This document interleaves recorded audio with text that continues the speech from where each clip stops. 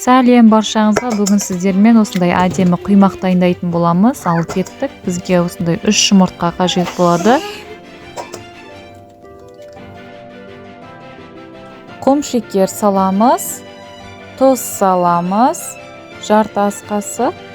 Тұзды көп салмасаңыздар болады, және сода саласыздар, жарты ас қасық. Барлығын араластырып,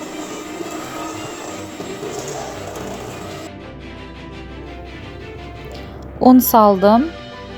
Ұнды салып болғасын, кішкене сұйық май саласыздар. Жарты кеседей сұйық май. Барлығын араластырып, бір келкі болғанша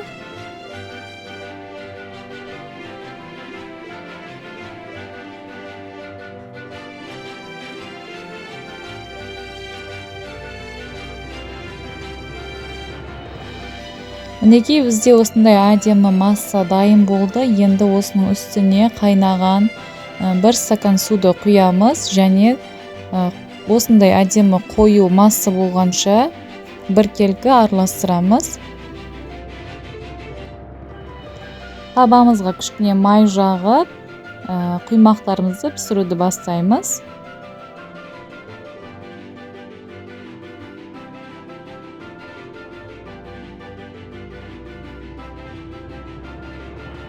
Екі жағын қызартып пісіріп аламыз.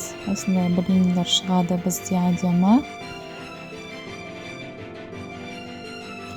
Каналыма тіркелмеген болсаңыздар, тіркеліп кетіңіздер. Каналымда бұдан да дәмді рецептер көп.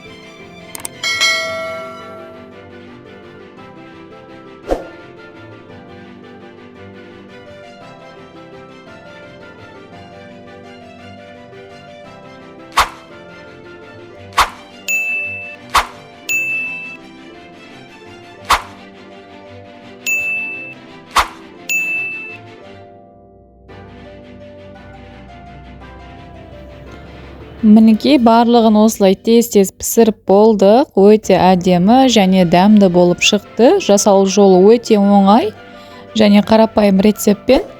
Каналыма тіркеліп кетіңіздер, жасап көріңіздер. Ұнаған болса, пікірлеріңізді комментарийға жазып кетіңіздер, күтемін. Сау болыңыздар.